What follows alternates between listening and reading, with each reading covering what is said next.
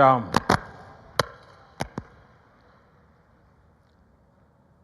అందరూ మహానుభావులు అందరికీ వందనములు.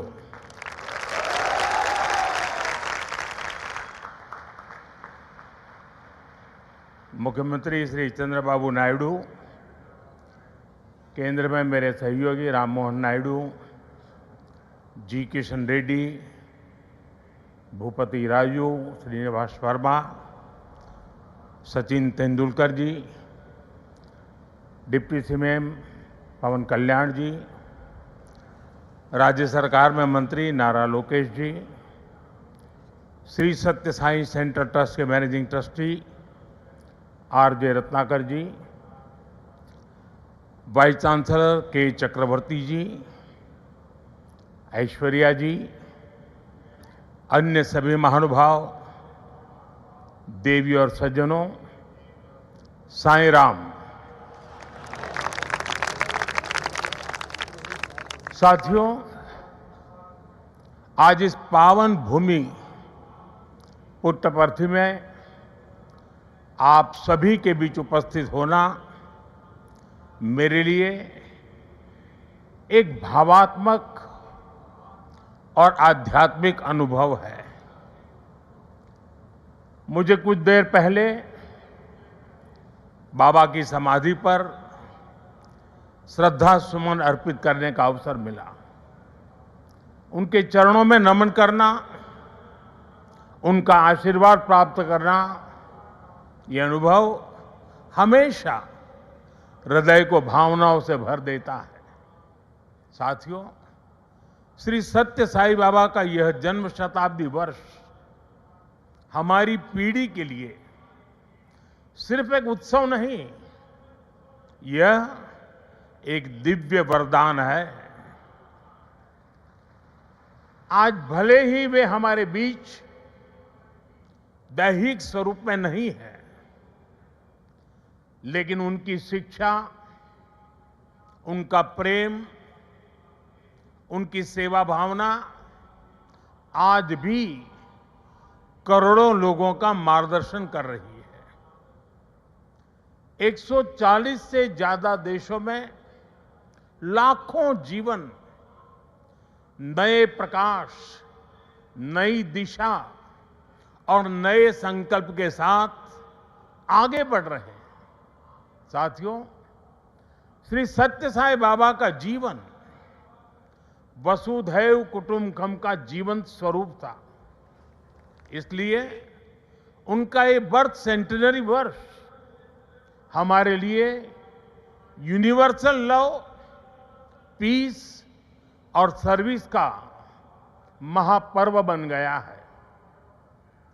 हमारी सरकार का सौभाग्य है कि आज इस अवसर पर 100 रुपये का स्मृति सिक्का और डाक टिकट भी जारी किया गया है। इस सिक्के और डाक टिकट में उनके सेवा कार्यों का प्रतिबिंब है। मैं इस शुभ अवसर पर दुनिया भर में फैले सभी श्रद्धालुओं, साथी सेवकों और बाबा के भक्तों को हृदय से बधाई और शुभकामनाएं देता हूं।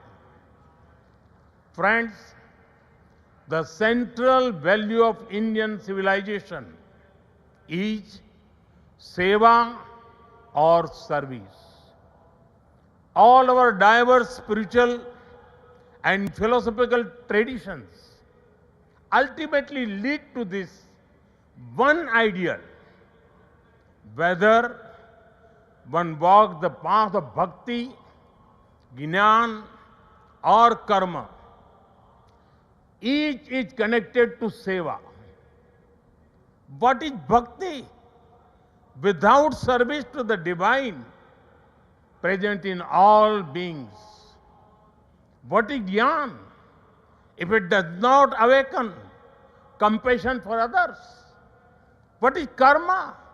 If not the spirit of offering one's work as service to society. Seva paramo dharma is the ethos that has sustained India through centuries of changes and challenges. It has given our civilization its inner strength. Many of our great saints and reformers have carried forward this timeless message in was suited to the times. Sri Satya Sai Baba placed seva at the very heart of human life. He often said, love all, serve all. For him, seva was love in action. His institutions in education, healthcare, rural development, and many such areas stand as living proof of this philosophy. They show spirituality and service are not separate but different expressions of the same truth. Further, someone inspiring people while physically present is not uncommon, but the seva activities of the institutions created by Baba are increasing day by day despite him not being with us physically. This shows that the impact of truly great souls does not decrease with time, it actually grows. साथियों, श्री सत्य साई बाबा का संदेश केवल पुस्तकों और प्रवचनों और आश्रमों की सीमाओं में नहीं रहा है। उनकी शिक्षा का प्रभाव लोगों के बीच दिखता है। आज भारत के शहरों से लेकर छोटे गांवों तक, स्कूलों से लेकर आदिवासी बस्तियों तक संस्कृति, शिक्षा और चिकित्सा सेवा का एक अद्भुत प्रवाह दिखाई देता है। बाबा के करोड़ों अनुयायी बिना किसी स्वार्थ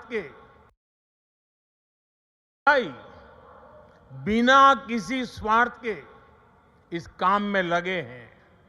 मानव सेवा ही माधव सेवा है। ये बाबा के अनुयायियों का सबसे बड़ा आदर्श है। उन्होंने ऐसे कई विचार हमें सौंपे जिनमें संवेदना, कर्तव्य, अनुशासन और जीवन दर्शन का सार मिलता है। वो कहते थे, help ever, hurt never, less talk, more work. हम सभी के मन में आज भी श्री सत्य साई बाबा के ऐसे जीवन सूत्र गूंजते रहते हैं। साथियों, साई बाबा ने अध्यात्म का उपयोग समाज और जन कल्याण के लिए किया।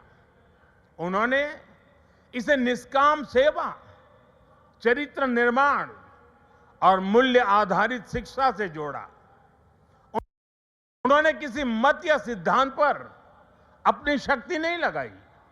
उन्होंने गरीबों की सहायता की और उनके दुखों को दूर करने के लिए कार्य किया। मुझे याद है, गुजरात के भूकंप के बाद पीड़ितों को राहत पहुंचाने में बाबा का सेवा दल और सारे सेवाव्रती आगे की पंक्ति में आकर के खड़े हो गए थे। उनके अनुयायी पूरी निष्ठा से कई दिनों तक सेवा में जुटे रहे। उन्होंने प्रभावित परिवारों तक सहायता पहुंचाने, आवश्यक सामग्री उपलब्ध कराने और मानसिक सामाजिक सहयोग देने में महत्वपूर्ण योगदान दिया। साथियों, एक मुलाकात में अगर किसी का हृदय पिघल जाए, किसी के जीवन की दिशा बदल जाए, तो इससे उस व्यक्ति की महानता का पता चलता है। आज यहां इस कार्यक्रम में भी हमारे बीच ऐसे कई लोग हैं जिन पर सत्य साई बाबा के संदेशों का गहरा असर हुआ और उनका पूरा जीवन बदल गया। साथियों, मुझे संतोष है कि श्री सत्य साईं बाबा की प्रेरणा से साईं सेंट्रल ट्रस्ट और उससे जुड़े संगठन सेवा को ऑर्गेनाइज, इंस्टीट्यूशनल और लॉन्ग टर्म व्यवस्था के रूप में आगे बढ़ा रहे हैं। आज एक व्यवहारिक मॉडल के रूप में हमारे सामने है। आप सभी पानी, housing, health care, nutrition, disaster support और क्लीन एनर्जी जैसे क्षेत्रों में अद्भुत कार्य कर रहे हैं। मैं कुछ सेवा कार्यों का विशेष तौर पर जिक्र करना चाहूंगा। जैसे रायलसीमा में पीने के पानी की गंभीर समस्या थी, तब ट्रस्ट ने 3000 किलोमीटर से ज्यादा लंबी पाइपलाइन बिछाई। ओडिशा में बाढ़ प्रभावित परिवारों के लिए 1000 मकान बनाए। जो गरीब परिवार पहली बार श्री सत्य साईं अस्पतालों में आता है, वो देखकर दंग रह जाता है कि अस्पताल में बिलिंग का कोई काउंटर ही नहीं है। यहां इलाज भले मुफ्त है, लेकिन मरीजों और उनके परिजनों को किसी असुविधा का सामना नहीं करना पड़ता। साथियों, आज ही यहां 20,000 से ज्यादा बेटियों के नाम पर सुकन्या समृद्धि योजना के खाते खोले गए हैं। इससे उन बेटियों की शिक्षा और सुरक्षित भविष्य सुनिश्चित हुआ है। साथियों, भारत सरकार ने 10 साल पहले बेटियों की शिक्षा को ध्यान में रखते हुए उनके उज्जवल भविष्य के लिए ये सुकन्या समृद्धि योजना शुरू की थी। ये देश की उन योजनाओं में से एक है जिसमें 8.2% का सबसे ज्यादा इंटरेस्ट रेट हमारी बेटियों को मिलता है। अब तक देश की 4 करोड़ से ज्यादा बेटियों के खाते सुकन्या समृद्धि योजना के तहत खोले जा चुके हैं। और आपको ये जानकर खुशी होगी कि अब तक इन बैंक अकाउंट्स में 3.25 लाख करोड़ रुपए से ज्यादा की राशि जमा कराई जा चुकी है। ये प्रयास बहुत अच्छा है कि श्री सत्य साईं परिवार ने यहां 20,000 सुकन्या समृद्धि खाते खुलवाने का नेक काम किया है। वैसे मैं काशी का सांसद हूं, तो एक उदाहरण वहां का भी दूंगा। पिछले साल फरवरी में हमने वहां 27,000 बेटियों के सुकन्या समृद्धि खाते खुलवाए थे और हर बेटी के बैंक खाते में 300 रुपये भी ट्रांसफर किए गए थे। बेटियों की एजुकेशन और बेहतर भविष्य में सुकन्या समृद्धि योजना बड़ी भूमिका निभा रही है। साथियों, देश में पिछले 11 वर्ष में ऐसी अनेक योजनाएं शुरू हुई है जिन्होंने नागरिकों की सामाजिक सुरक्षा को, सोशल सिक्योरिटी कवच को बहुत मजबूत कर दिया है और देश के गरीब, वंचित निरंतर सोशल सिक्योरिटी के दायरे में आ रहे हैं। 2014 में देश में 25 करोड़ लोग ही सोशल सिक्योरिटी के दायरे में थे। आज मैं बड़े संतोष के साथ कहता हूं और बाबा के चरणों में बैठकर के कहता हूं, आज ये संख्या करीब करीब 100 करोड़ तक पहुंच चुकी है। भारत की गरीब कल्याण की योजनाओं की, सोशल सिक्योरिटी देने वाली योजनाओं की विदेशों तक सभी इंटरनेशनल फोरम में चर्चा हो रही है। साथियों, आज ही यहां मुझे गोदान के कार्यक्रम में सहभागी होने का भी अवसर मिला है। ट्रस्ट द्वारा 100 गायें गरीब किसान परिवारों को दी जा रही है। हमारी परंपरा में गौ माता को जीवन, समृद्धि और करुणा का प्रतीक माना गया है। ये गायें इन परिवारों की आर्थिक, पोषण संबंधी और सामाजिक स्थिरता में सहायक होगी। साथियों, गौमाता के संरक्षण से समृद्धि का संदेश देश विदेश के कोने कोने में दिखता है। कुछ वर्ष पहले राष्ट्रीय गोकुल मिशन के तहत वाराणसी में 480 से ज्यादा गीर गायें वितरित की थी और मेरा एक नियम था कि जो पहली बछड़ी होती थी वो मैं वापस लेता था और दूसरे परिवार को देता था।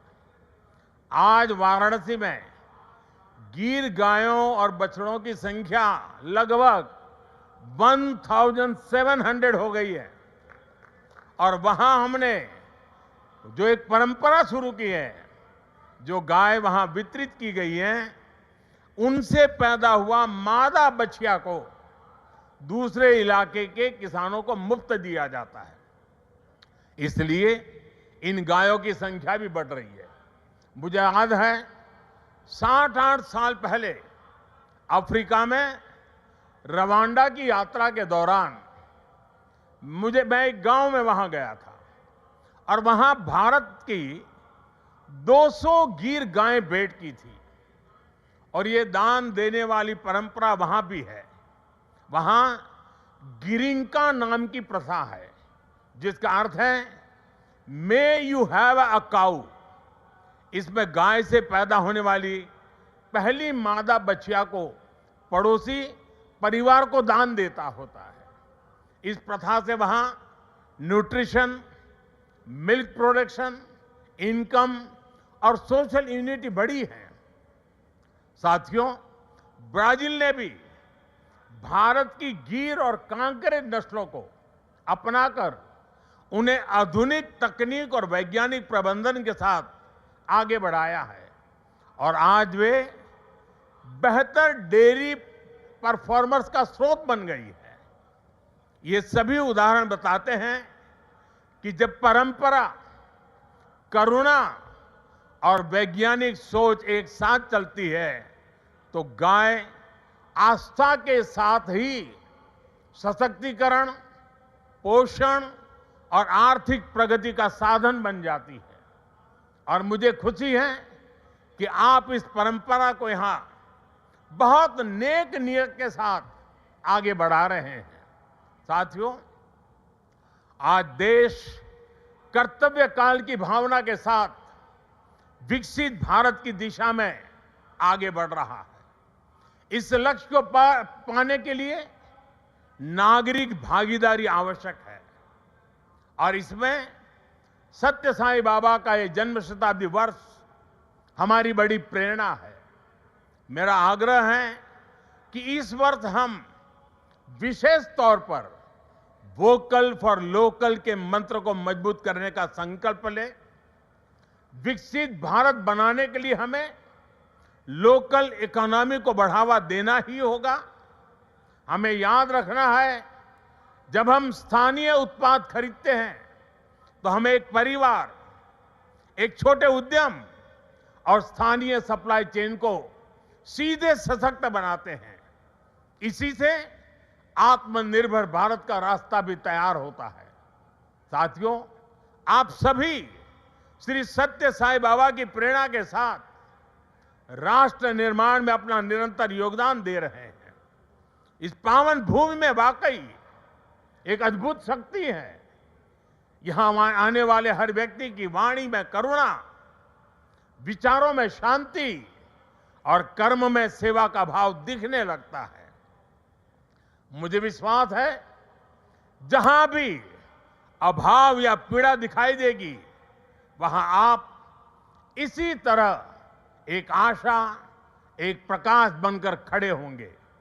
इसी भावना के साथ मैं सत्य साईं परिवार, सभी संस्थानों, सभी सेवा दल के सेवाव्रती और देश दुनिया से जुड़े सभी श्रद्धालुओं को प्रेम, शांति और सेवा के इस यज्ञ को आगे बढ़ाने के लिए हृदय से शुभकामनाएं देता हूं।